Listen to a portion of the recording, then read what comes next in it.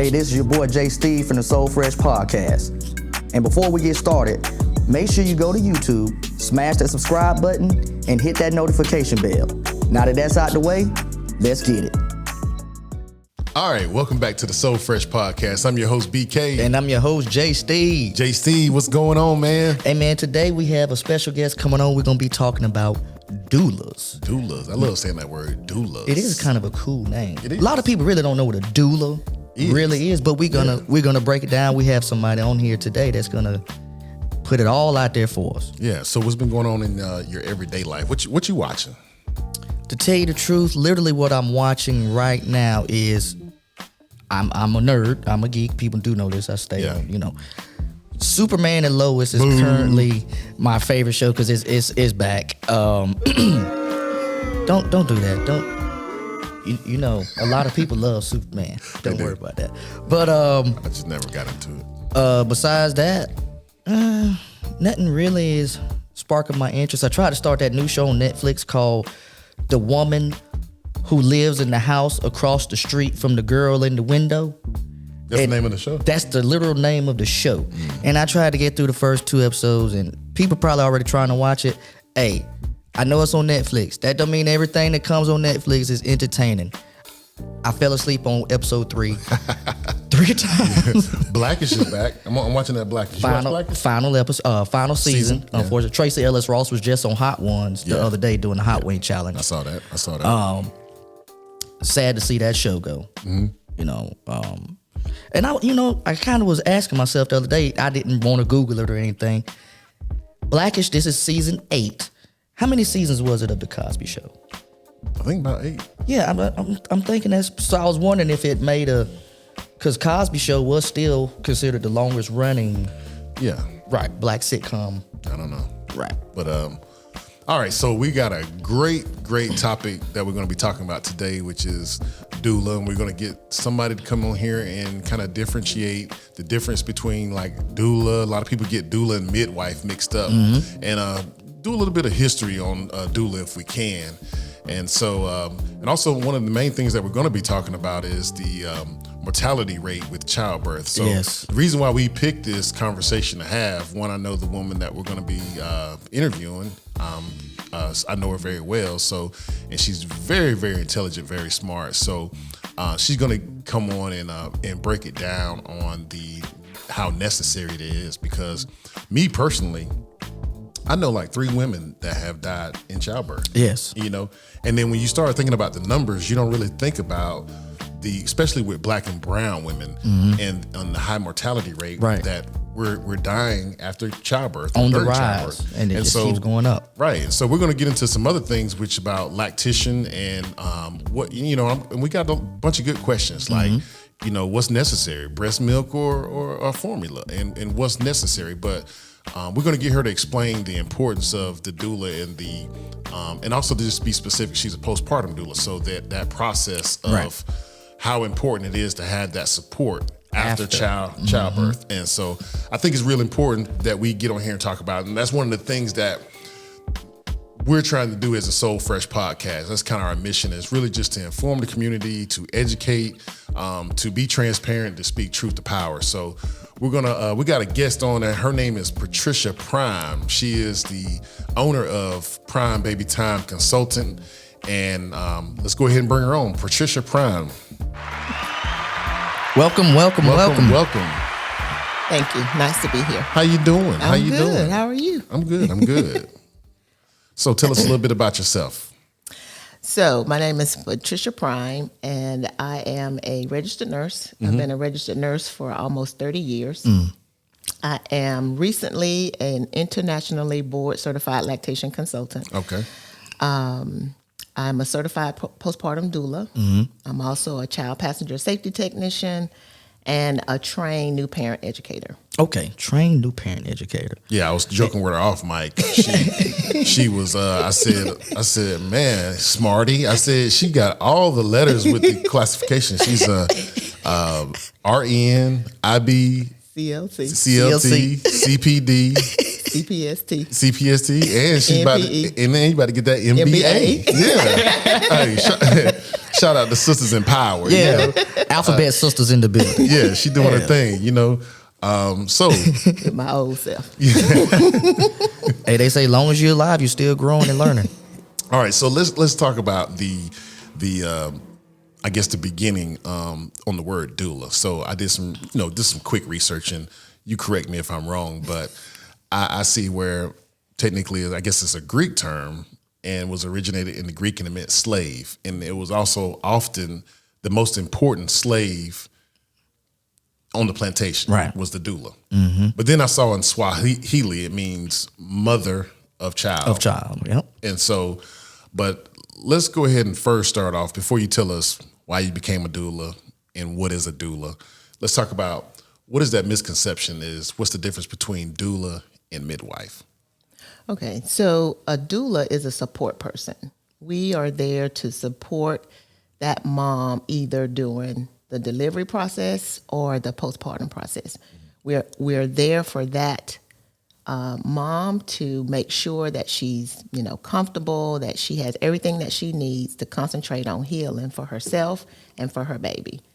A midwife, however, can actually deliver a baby. Right. Okay. She works under, some of them, if I'm not mistaken, work under a physician. Yeah, so if a person that's expecting, if everything in terms of her blood pressure, her weight, if all of those things are considered normal, she can actually have her baby delivered by a midwife without a doctor being involved in the case. But I'm told in this doula world that there are even now today people that are being delivered.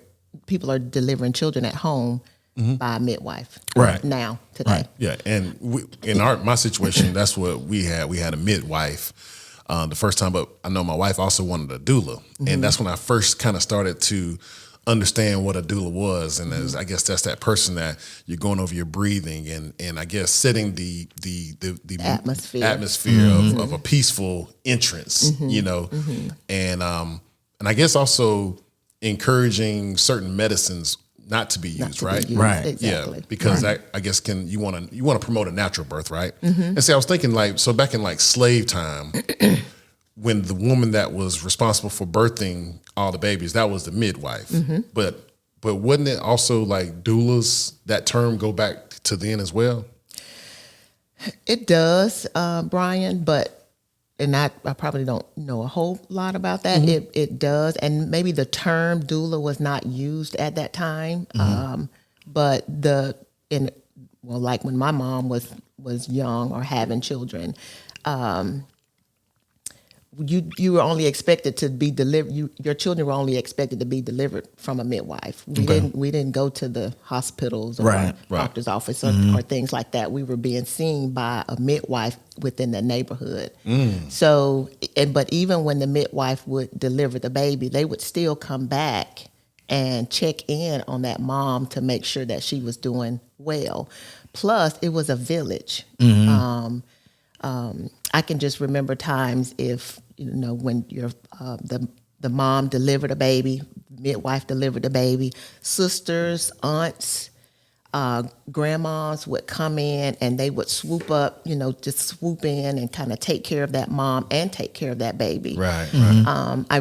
You said earlier in the meeting, earlier when it started, that you knew about 3 people who died from a maternal incident. Right. And so I never... One of them was a classmate. And I didn't think about this when I first started my journey into this doula world, but I am a product of a maternal mortality. Oh. So my mom died when I was 2 weeks old. Oh, wow. So she was pregnant, with me, and then had me. I don't know how many weeks gestation I was, but she delivered me, and I'm told, I don't know the specifics. I stayed in the hospital for a few days past her discharge from the hospital. I was brought home, and I don't think I had been home but for a few days. And shortly after I got home, she passed away. Wow. So I was born on the 8th, and she died on the 30th. Right. I didn't think about. I really never really thought about it because her sister came in and swooped us up, and we grew up in Fort Valley. It was 8 of us. All of us didn't come here. Shout out to Gano. Shout out to Gano. Gano in the house. Everybody didn't come from Georgia, but the ones that came from Georgia, we were here. Some of them left back and went back to Florida. My sister, your mom, we stayed in Georgia. But it just kind of speaks to the whole picture of what happens to a family when that mom dies. Right. What happens to the children that are left? What happens to the child that's left? Because it's not a single incident. It's something happens, but then there's a trickle effect. Yeah. From after that. And in that situation, it was like the boys stayed with one way. With the dad, and all the girls stayed here. It was. Is that kind of what drove you to want to do the postpartum part of the doula from that experience in your life? Honestly, this world found me. It was not something that I was seeking to do. Right. I've always had a heart for children, for babies. That's just always been my heart.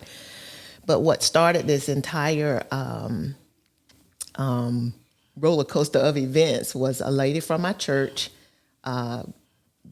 became pregnant, and she called me and said, Miss Pat, I'm pregnant, but I don't know what I'm supposed to be doing with this baby. And everybody in the church who had recently delivered babies said, call Miss Pat, she'll help you.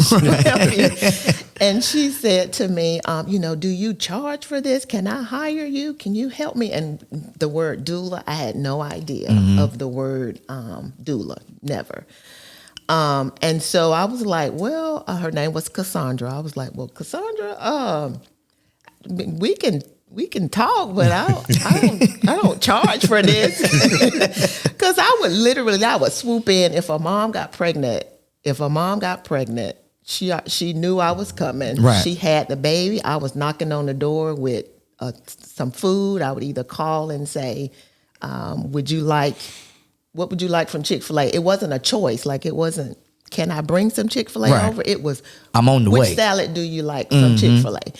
And so I did this for maybe 2 or 3 times after they delivered their babies. And so when this particular girl got pregnant, they were like, call Miss Pat, she'll help you.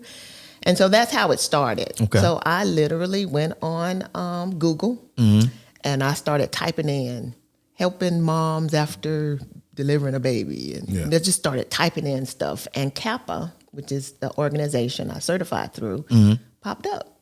And I went researching that organization, found postpartum doula certification, and it spoke exactly to what I wanted to do, and that's how I started. So you don't have to be a registered nurse to be a doula. No. But I'm pretty sure that helped out. Yes, it did. It did. You don't have to be you didn't have, actually for that particular certification, it didn't say you had to come with specific qualifications. Right. But all of the criteria to do it, I had it. I had been doing it. I just wasn't certified to do it. Right. And you had the medical background, like BK was saying. Excuse me. Sorry about that. A lot of people go through postpartum depression. A lot of women, go through a postpartum depression. You also aid in helping them get through that, correct? Yes. How long does that typically last on average, postpartum depression? Because a lot of people have a sense of, oh, it's this amount of time and she'll be good, or it's this amount of time and she'll be good. How long is it really, like, on the average? So postpartum depression, there's a kind of a misconception about postpartum depression. We only think depression can happen after that baby is born. But a mom can actually struggle with maternal depression and anxiety disorder during the pregnancy and up to a year after the baby is born. Wow. Now, some research shows that it can go up to 18 months after that baby is born. But depression doesn't doesn't start after the baby is born. It could be at any phase during that maternal period. And then it manifests more, I guess, after the birth of the baby.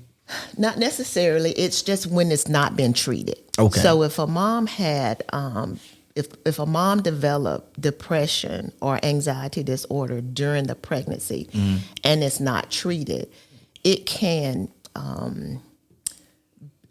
worsen after that baby is born. But even before she gets pregnant, if a person has a history of depression or anxiety disorder, it increases their incidence of having depression or anxiety once they become pregnant. Oh, so wow. It depends upon, if they've ever had depression or anxiety disorder in their past, if they've ever been on medication, if they stopped taking medication when they found out that they were pregnant. Some people just stop taking meds because they say, I didn't want to affect my baby. Right. So they just stop taking the medications, and that can increase your levels of anxiety or depression disorder. Is that a falsity, though, that the medication does affect the baby? It is. Some medicines do not. Some medicines are normal or not normal, but are okay to take while you are pregnant. If you have a history of mental illness, some medicines are okay to take. But some people decide that they just don't want to take the medication. But in those cases, my encouragement to them is to make sure that they are following, going to the mental health provider on a regular, if they were taking medication, Right. especially for a longer period of time, before like years, and then they got pregnant and they decide, I don't want to do this anymore. No, that's not good for the body. It's not good for that baby either. And so my encouragement at that point would just make sure you stay in close contact with your mental health provider. Okay. And they can, I've taken care of, I have a mental health background Okay. too. So, but I've taken care of moms who were on medication prior to getting pregnant. They decided that they didn't want to take medications while they were pregnant. They were followed by their mental health provider. I was the nurse home visitor that was seeing them during this time. And some of them actually did quite well. Okay. And then on the flip side, some of them decided to not take their medications and they did not do well during the pregnancy. So it just depends on who the person is, what the particular diagnosis is, how long they've been on that medication, and if they are following up with their mental health provider. So, what is it actually though? Is it an imbalance of something? What is actually off? And I'm not saying that women are off. I'm just saying. What I'm trying to get across is I've experienced it. As far as I've been with a woman, with my wife, she's had 3 kids. So, but I have recognized that difference, like something's off. I don't want to say it's a depression, but I guess it's that postpartum depression. But then I noticed and it doesn't last too long, but I noticed where it's like a light switch. Something's off, but then all of a sudden, I'm kind of like out of that rut and ready to move on with motherhood or whatever. But it's like almost, I guess you got to respect what a woman goes through for that 9 months. And then it's like, I need at least 2-3 months to decompress. I need some time to myself, because soon as you had a baby, it's hit the ground running, And so what is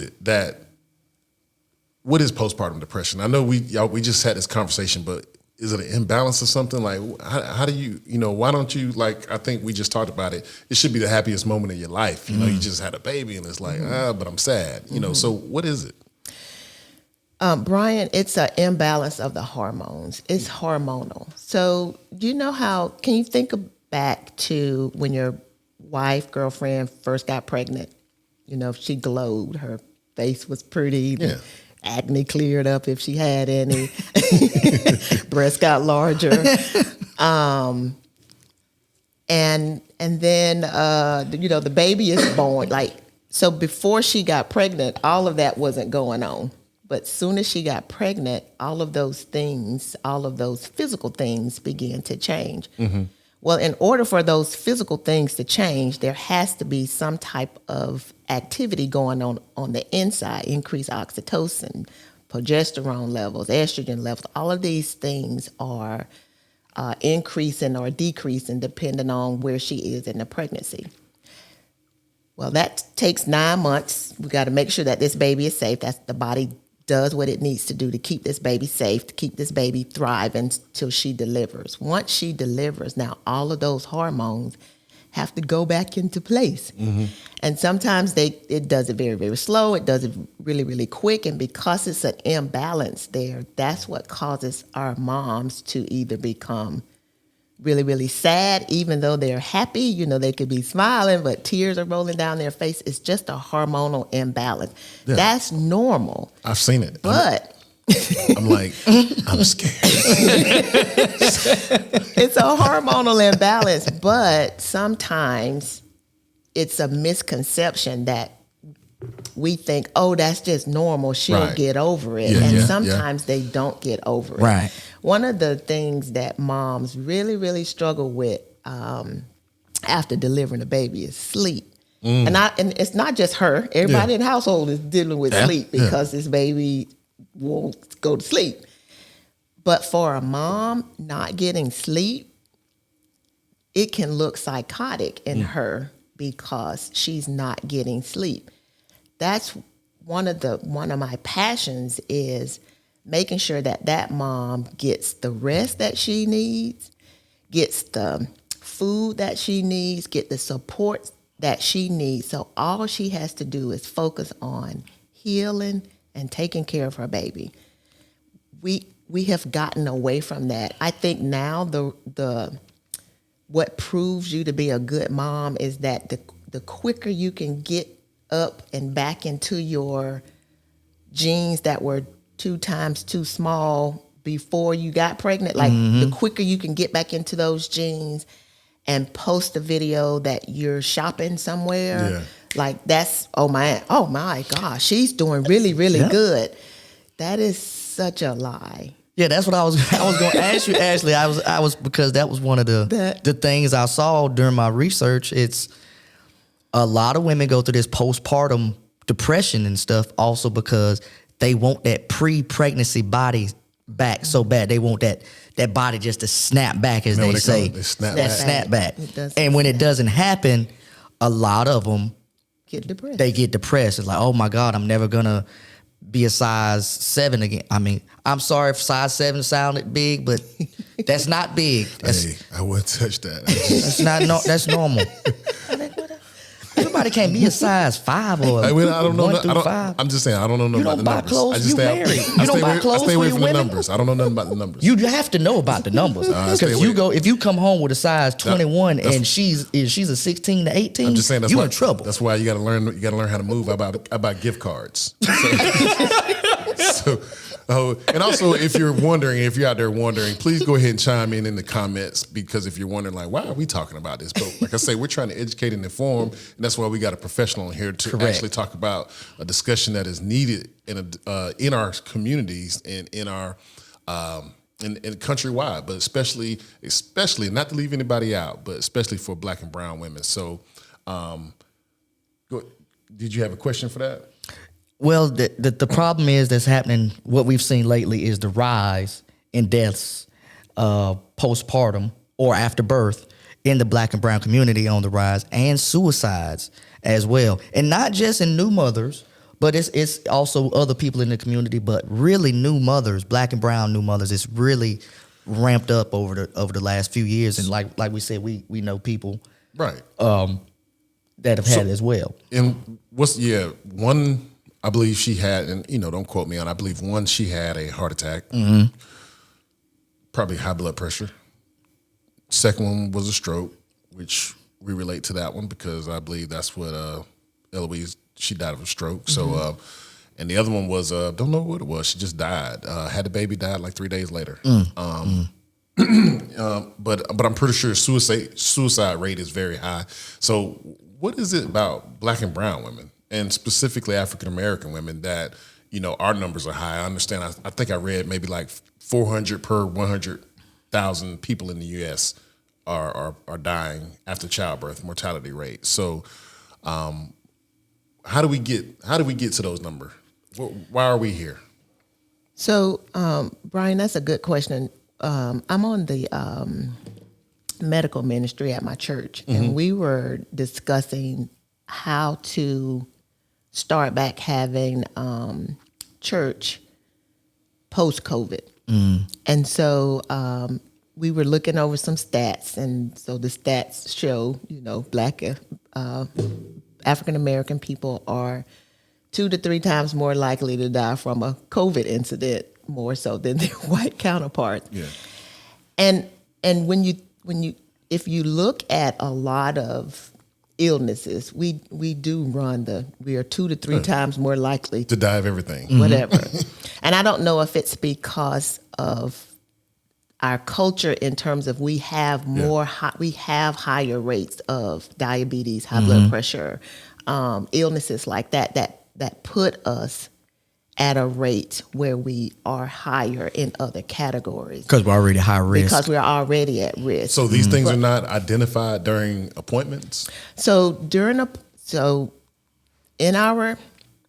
as it relates to maternal mortality, it doesn't matter if you have a college degree or if you are on Medicaid.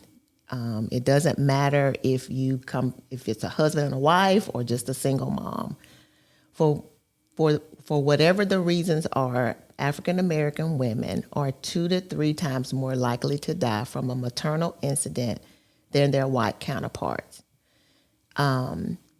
Alaska Natives and American Indians are also 2 times more likely to die than their white counterparts.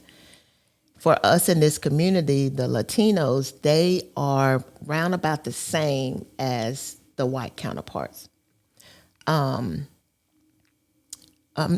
can't answer in terms of why it is that we top that number. The fact is we do. From what I've learned just from doing this a lot, when women go to OB appointments, it's like a screening. We're Black. Sometimes we are considered loud. Sometimes we're just overreacting. And so when we say to a professional, I have been having problems with blank, fill in the blank, we just don't get the attention that someone of another race would. Right. We just don't get that attention. So I'm here really to educate on what you need to say when you call the doctor's office. If you can't say it, somebody, one of your support persons need to be able to say it. And then don't stop saying it. If you don't feel like you're being heard, then you can go to someone else. I'm not here to bash doctors. They're busy just like everybody else is. But we have to play a role in that too. So when you set up if you find out you're pregnant and you're going to an OB provider, be on time for your appointment.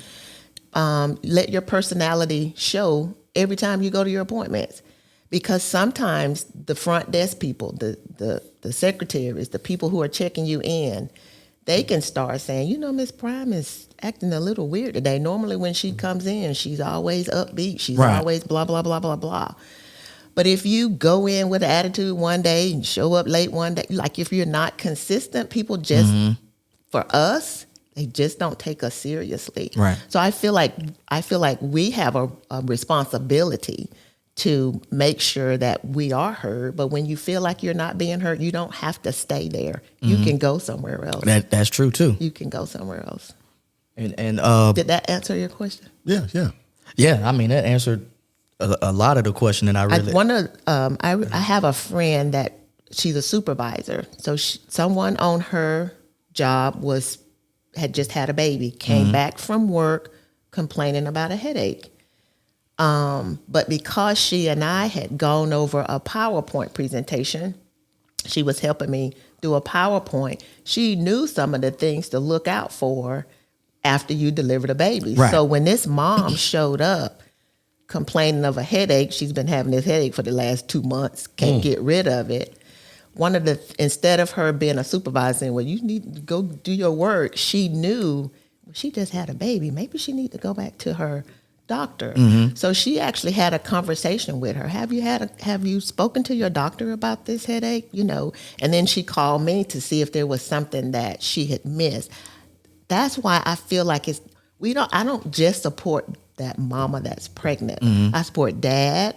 I support someone who knows a dad whose wife just had a baby, so that we can all feed into taking care of that mom. You don't have to be the mom that I'm taking care of. You can be the friend of a friend who knows somebody. Yeah, it's funny you mention that.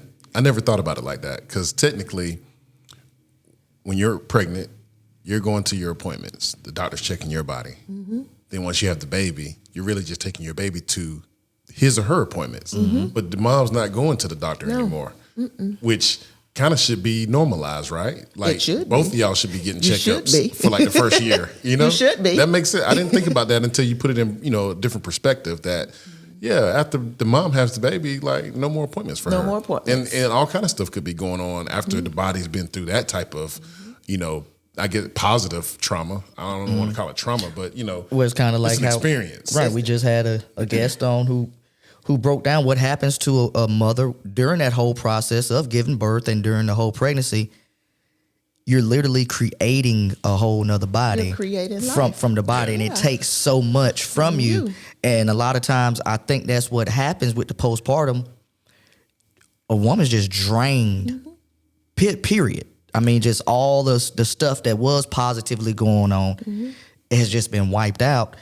And a friend of mine told me once, he said that his wife made it a point to exercise during her pregnancy and stay somewhat in shape. So when she had the baby, she would still have more of her, I guess you would say, faculties in place after the baby, so she would be better to deal with it and get back. Plus, this was when I was a guy that I was talking to. He was in the service, so I guess it was a little bit different. His wife was in the service as well, so So thank you for saying that, because you can exercise post pregnancy. Just because I'm not going to say that. Your exercising, yes, it builds your muscle. It makes you stronger afterward. But that mom, just because she exercised, still needs the same attention that a mom who may not have had the opportunity to do what this particular mom did. She still needs to be taken care of the same. We have created in our culture that just exercising and getting into this fine body, that's it. If you can do that, then that's it. Right. When you have a baby, you need to rest, period.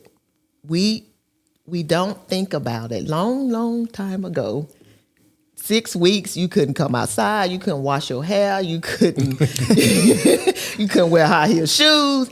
And we laugh at that. We think that's old fashioned. That stuff is real. Right. And I'm not saying don't wear high heel shoes or go get your hair done. I'm saying you need to take it easy. We need to change our way of thinking now, and we need to treat mom as if she is a queen up here. Right.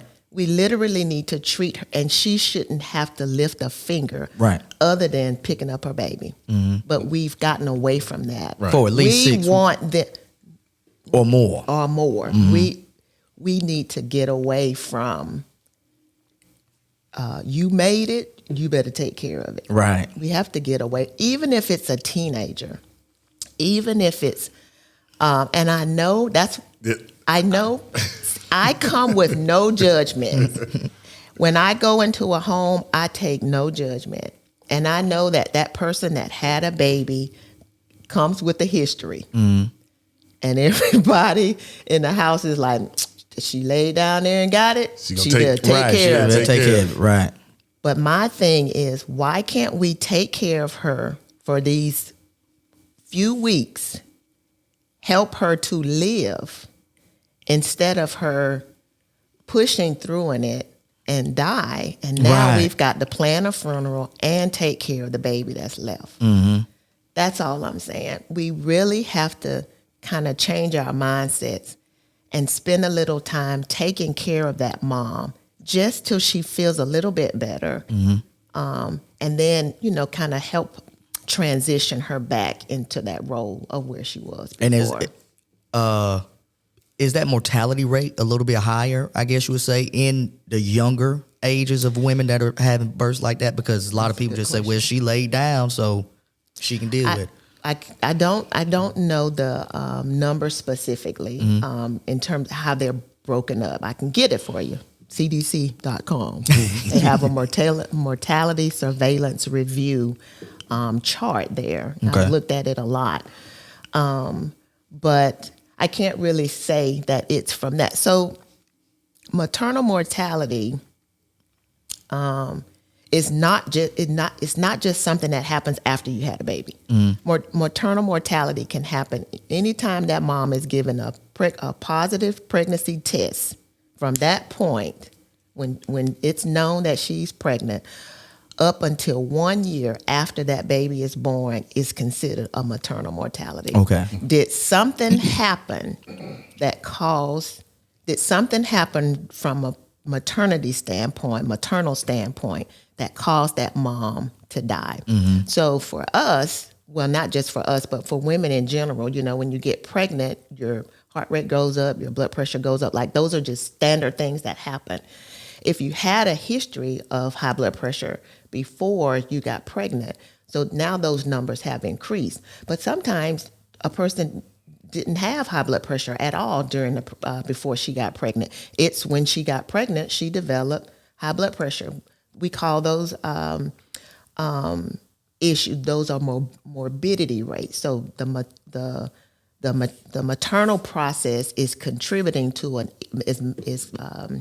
creating an illness in this mom that even after she delivers her baby, she still has this illness: diabetes, high blood pressure,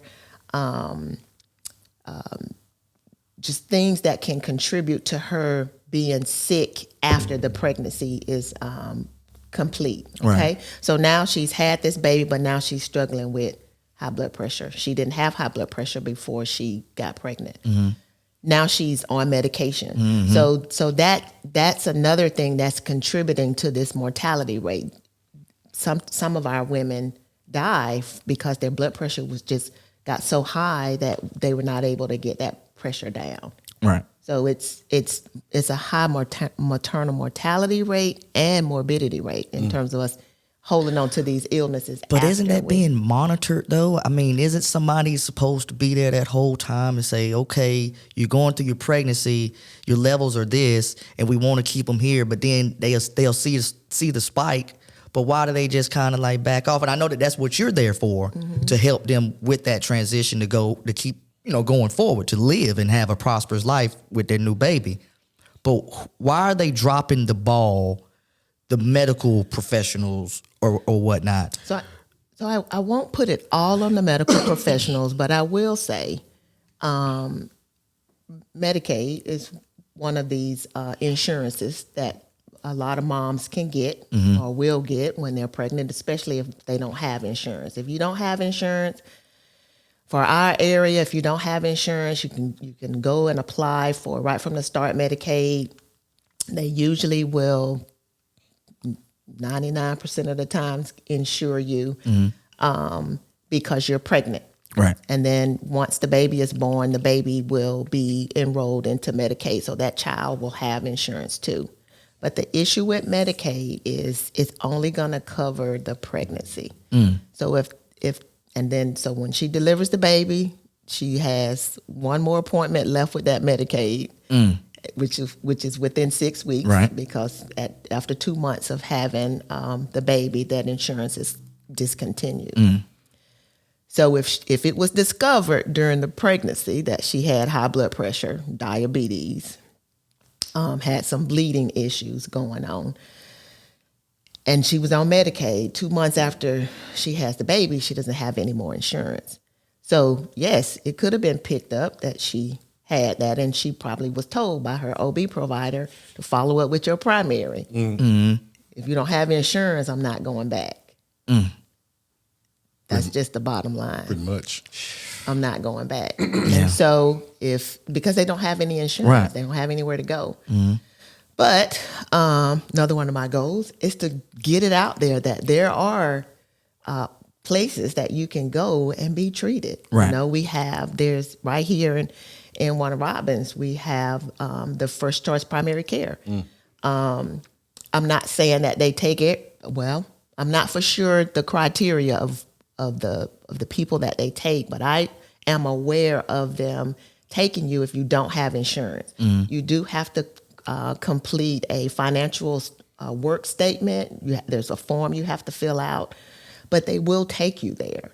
So, but I don't think a lot of people know that. I mean, I've talked to people who work Monday through Friday, 40 hours a week. They don't have insurance on their jobs. They don't go to a doctor. They don't have a primary care doctor. I've referred them to First Choice Primary Care. But a lot of people don't know that there are other places for them to go when they don't have insurance. Well, yeah, that's a good place right there. The information for people to know right there. Yeah. So when you enter these spaces and in these homes, so how do you feel about with the husband and the grandmother? Do they feel like you're replacing them? Because, sometimes you have a lot of old school women that feel like, this is my job, but they don't understand, I guess, what the role of doula can do. So do you ever feel that, or encounter somebody that feels like you're trying to replace them? I'm pretty sure I have. But what I try to do, Brian, when I go into a home is I try to be inclusive. So I'll actually spend some time talking to grandma and getting to know her. I have to do it really quick because I might not have had that chance to get to know her before that baby was born. Hopefully, by the time that baby is born, in my past, I have worked with families who were expecting. So I would have had the opportunity to get to know mom and her husband. They, in turn, will have told their mom this lady was coming in. I wasn't a doula. I wasn't acting in a doula role at that point. I was acting as a nurse home visitor. So when those grandmamas saw me, they kind of had some knowledge of who I was and what I was doing. Right. As a nurse home visitor, I wasn't allowed to. You can't prepare a meal for somebody. You can't go run errands. You can't let them sleep while you watch the baby. Like, those are things you can't do. But if a mom is telling me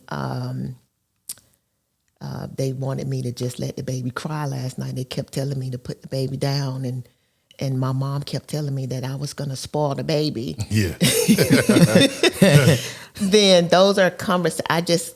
I'll just repeat, like, research. Research shows that you can't spoil a baby just from picking them up while they're crying.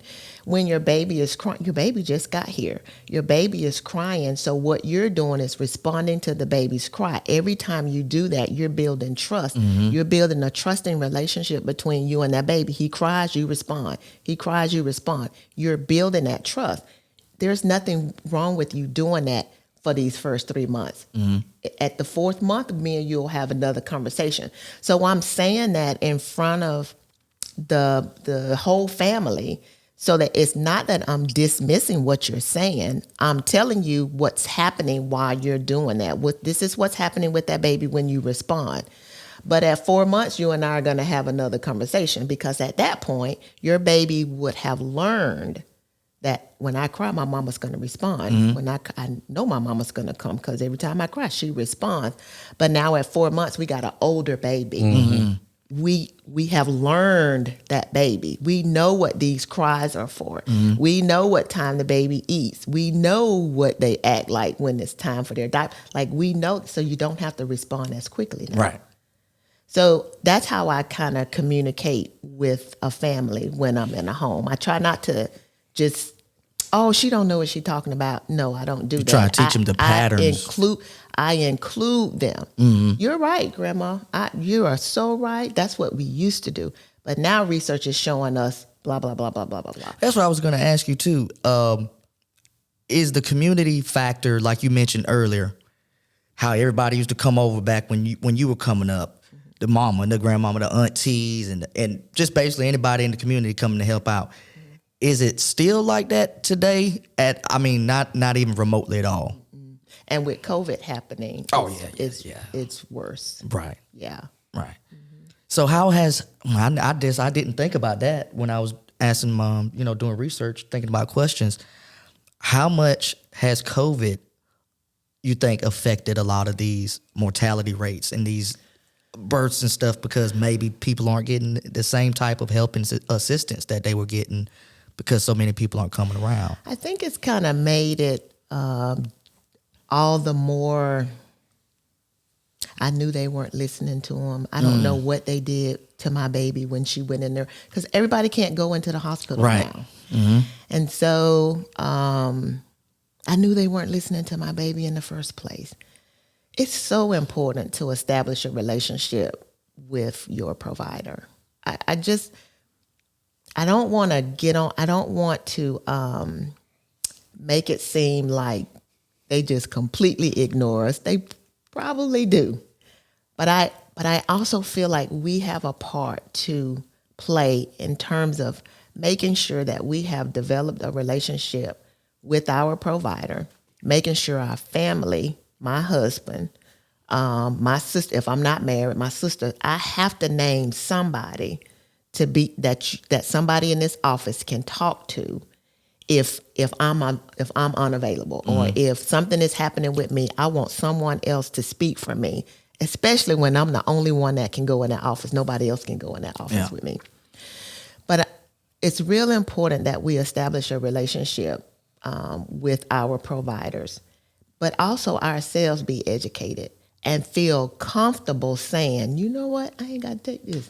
I'm going somewhere else. I was just about to say that. So not so much building a relationship with providers, but finding the provider who you can build a relationship with. Yeah. It's kind of the same way talking outside of pregnancy, but just going to the doctor in general. I had to find a doctor who's going to listen to my concerns, who's going to spend more than 7 minutes with me. Because, I get it. They're on the rotation. They're busy. So it's like, hey, how you doing? Everything good? Let me check this, check that, out the door. Like, wait a minute. I had a whole bunch of questions on my phone that I didn't really get out, but you kind of mind tricked me where, so I had to, and then once I got to a general doctor that would actually take the time and listen. He's not, standing up. He's sitting down. We're having a conversation. He's invested in my health. Right. So therefore, we build a relationship. So I kind of get that. So I think it's more about finding that actual person, because these doctors, they be moving. Oh yeah. So I think I read that 7 minutes tops. They got to go. And not be afraid that if you leave that office and go somewhere else, that the next office is going to not treat you right because you left another doctor's office. Like it's a lot of people get by their parents. Like, well, this is the doctor that I went to and your sister went to and your sister went to. They good. Just stay there. And we don't have a huge audience to choose from in our area. I think it's 2 offices here. There's several more in Macon, but some people don't want to travel. Some people don't have the means to go out of our city. They have to go here. They have to stay here. But I just think establishing that relationship and know that if something is not right with you, don't shut up. Yeah. That's bottom line. Don't shut up. Man, it's funny, like how he said, because he told me about that plenty of times before he going to the doctor. Like, man, I had a whole list of questions, because they say, you can see all those commercials all the time. Sit down with your doctor. Ask your doctor questions. Don't be scared to ask questions. Go in there and ask. That's what they're there for. And when you get in there, it's just like you said, hey, man, where you going? I had 2 more questions. Hey. He gone. Hey, gone. They'll check you out up front. Yeah, like, I'm not done. I'm not done. No, you done. Because we said you done. I mean, that's just how you feel sometimes. But I think, too, that's where a doula can be supportive.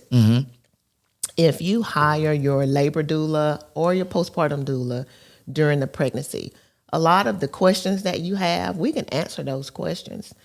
And we can give you research. Like, we can help you be okay with some of the ways that you're feeling or some of the things that you're feeling. But when you start, now all doulas can't do some of the things that I do because I'm a registered nurse. I have a larger scope. So if somebody is telling me that, I'm watching the TV sometimes and my eyes are blurry and I get dizzy when I stand up, like I'm already thinking of something else that could be going on with that mom versus a doula in her scope of practice can't diagnose. I can't diagnose, but I can also say, well, why don't we just call the doctor while I'm here? Right. And so, but a doula, postpartum doula or a labor doula may not necessarily have that, may not be able to practice within that scope because they don't have the medical background.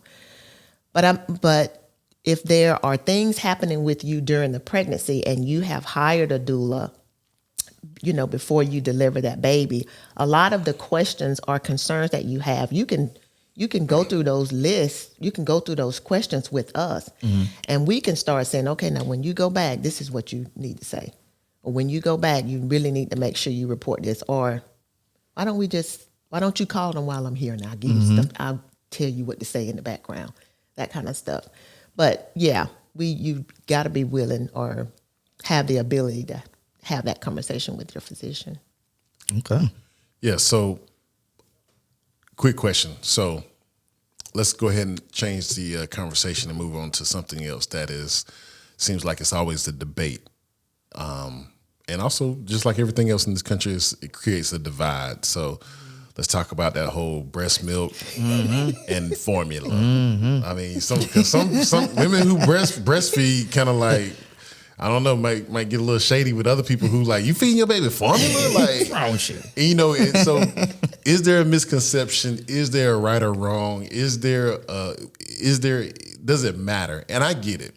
Common sense to me says, obviously it's natural and healthier to get breast milk, right? Both of my kids breastfed, and like Michael, no problems, no diaper rash, didn't get sick. I mean, he had nothing. And, kind of still doesn't. No runny nose, no nothing, just, good milk. And I know they say the formula kind of, agitates the stomach, and you got to keep going and getting to the doctor and getting that formula that is best for the baby, so to stop, agitating their stomach. So where should we be? What should we be doing? As a lactician, I know lactation consultant is about latching on, which we're going to get to that too, to talk about, is that how mothers transition to formula so quickly because they give up because they can't get the baby to latch? Like, I tried it, can't do it. So get nervous. My baby got to eat. So let me go and run to the grocery store and get this formula. Yeah. Is that how we get there? So, okay. So I am going to say I really do favor breastfeeding. Yeah.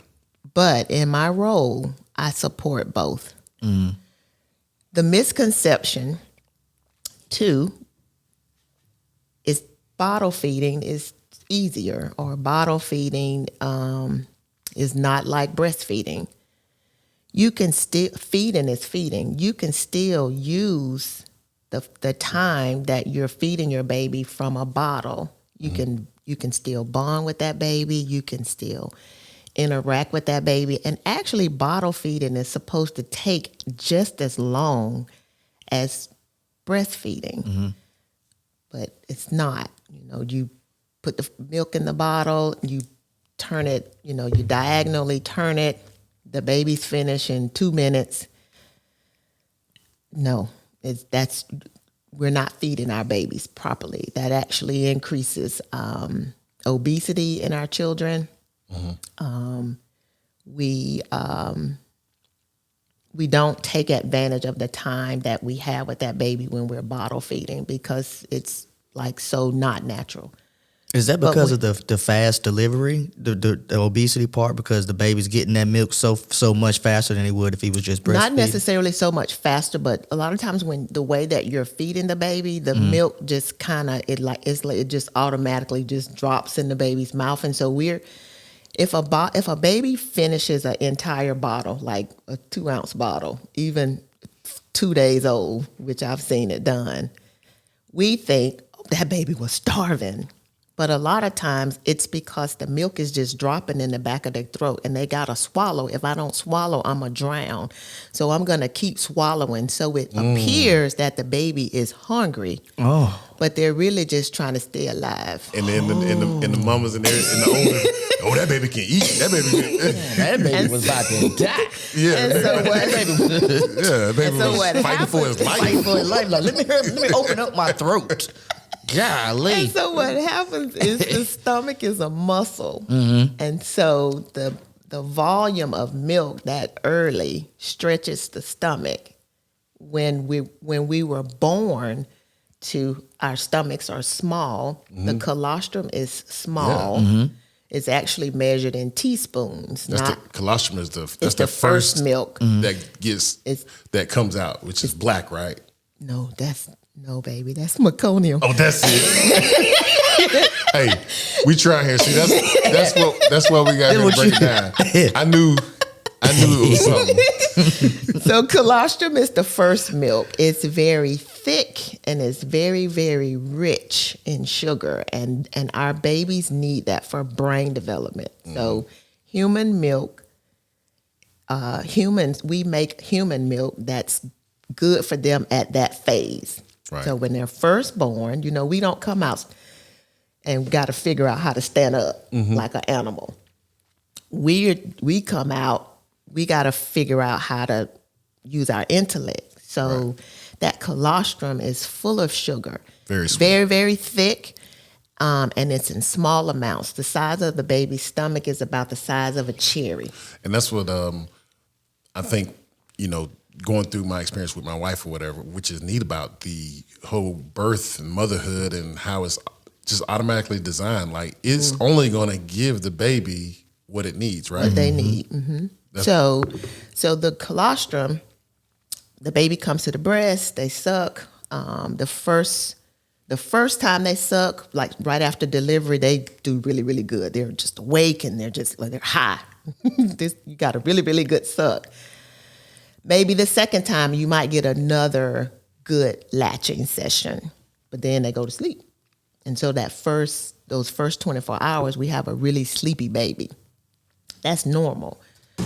But a lot of times, if the blood sugars in the babies are low, like at the hospital, if the blood sugars are low, we have a baby that's sleepy, which the first 24 hours, you expect them to be sleepy, but we have to make sure that they're just sleepy normally and not having a low blood sugar issue. Right. A low blood sugar issue baby appears sleepy, but they're really sick.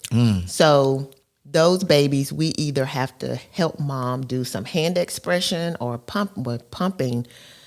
If it's colostrum, it's measured in so small amounts. Sometimes the electric pump can't get the colostrum out because it's just so thick. Right. So we can teach hand expressions to get this milk in a spoon and pull it up in a syringe and feed the baby through a syringe until around day 2, this baby is waking up and now can come to the breast and can breastfeed on their own.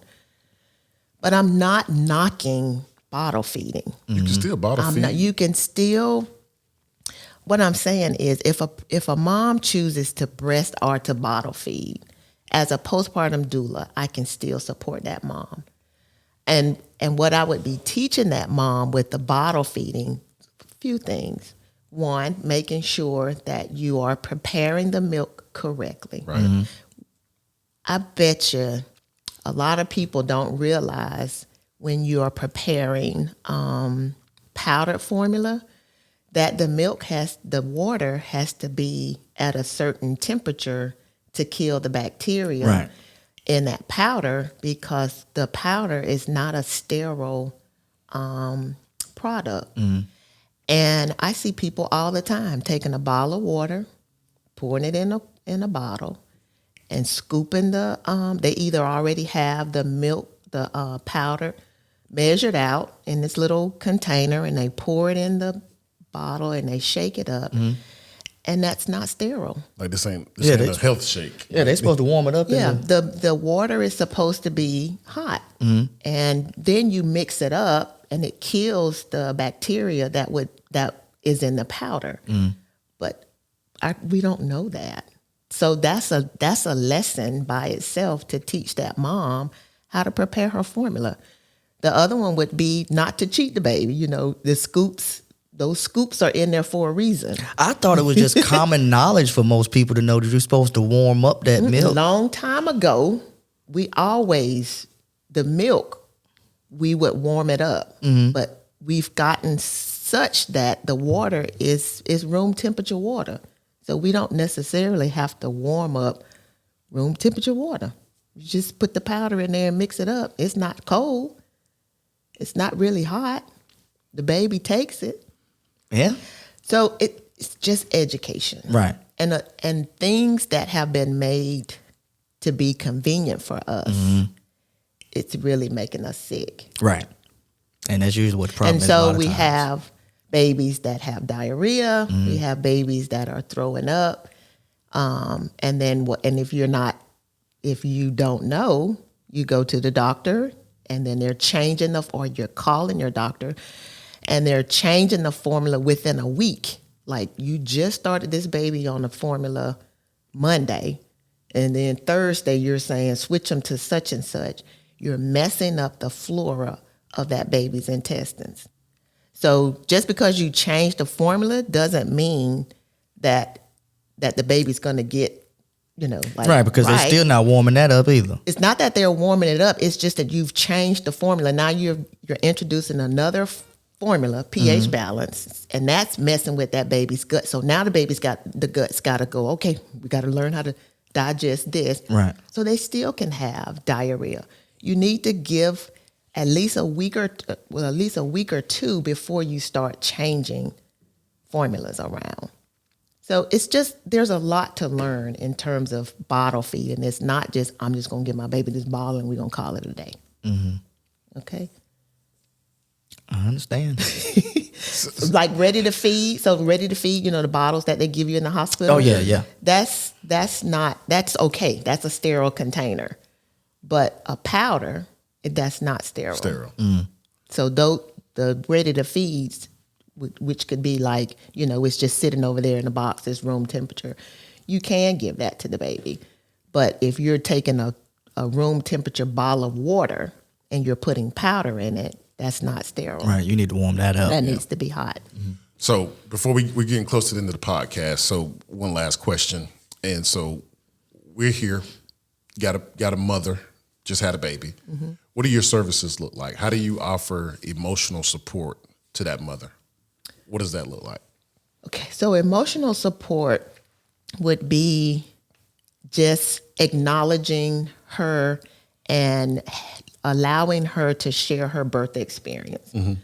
I think we take that for granted, that the birth, that she delivered this baby, you done forgot about all of that pain, you done forgot about all of that stuff that they did in the hospital. You got this beautiful baby here, you ought to be happy.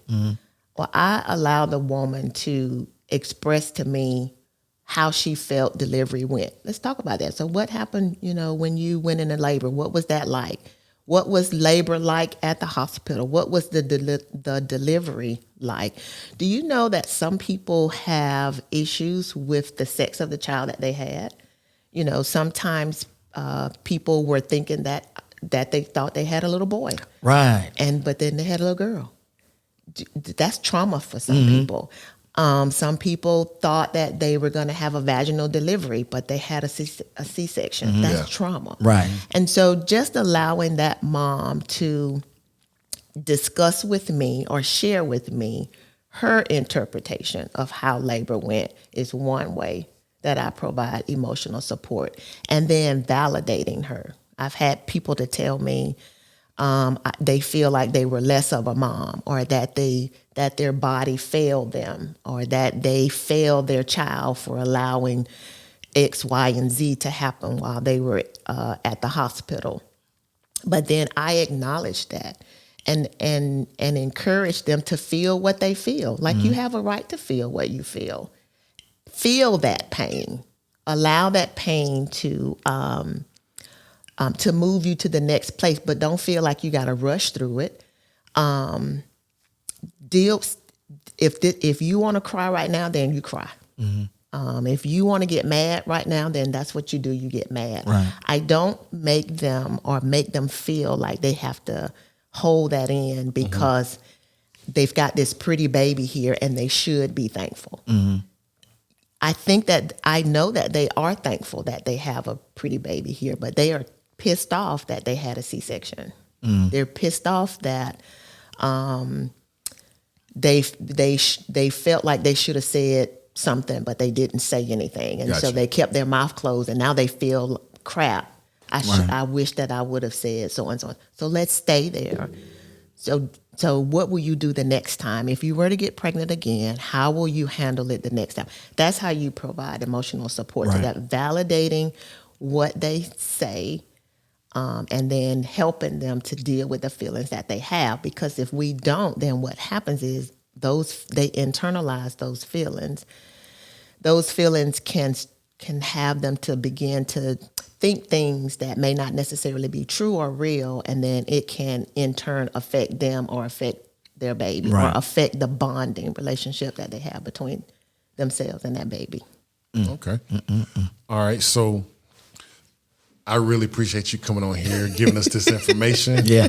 I mean, seriously. And I'm sitting here just like. And I hope people are in the comments, leaving questions in the comments so we can get these questions answered if you have any or whatnot. And so, but once we get to the end of the podcast, we like to do a thing called 5 words. And Jay Steve here is going to ask you 5 questions, which would just be 5 words.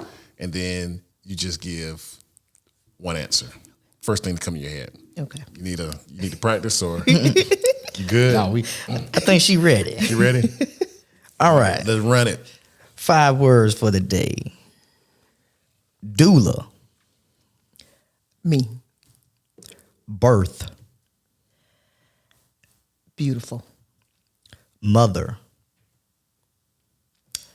Support. Community. We need. Yeah. Facts. Yes. Health.